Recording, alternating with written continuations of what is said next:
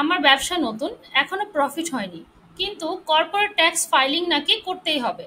আসলে এই ফাইল জমা না দিলে কি সমস্যা হতে পারে? ধন্যবাদ উদ্যোক্তা ভাই এবং বন্ধু যে প্রশ্নটি করেছেন টপ অফ দ্য মার্কেট।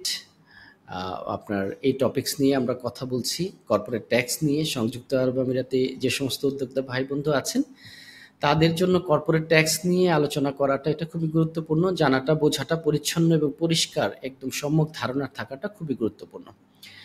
আপনার বিজনেসে প্রফিট হয়নি কিন্তু কর্পোরেট ট্যাক্স ফাইলিং করতে হবে।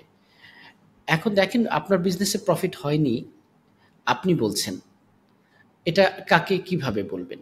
এটা তো আপনাকে একটা প্রুফ আকারে যে কর্তৃপক্ষ, অর্থাৎ এফটিএ, ফেডারেল ট্যাক্স অথরিটি, গভর্নমেন্টের নির্ধারিত কর্তৃপক্ষ যারা ট্যাক্স নিয়ে ডিল করেন গভর্নমেন্টের পক্ষ থেকে, তাদেরকে আপনাকে জানাতে হবে। এখন আপনি যদি ফাইলিংই না করেন তাহলে আপনার যে প্রফিট হয়েছে না হয়নি এই প্রুফটা কাকে জানাবেন, কিভাবে জানাবেন?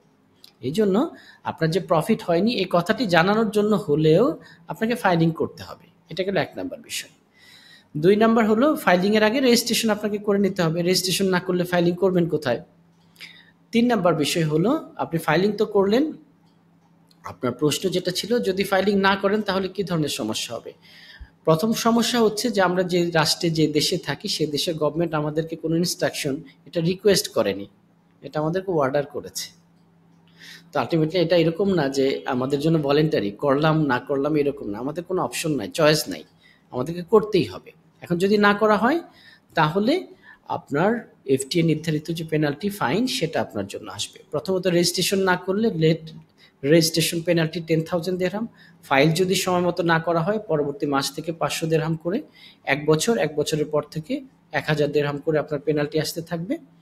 আচ্ছা, এরপর যদি আপনি বলছেন প্রফিট হয়নি, যদি কোনো কারণে মিসম্যাচ, ভুল ইনফরমেশন থাকে তাহলে 10 থেকে 20,000 দিরহাম পেনাল্টি হতে পারে মিস ইনফরমেশনের জন্য।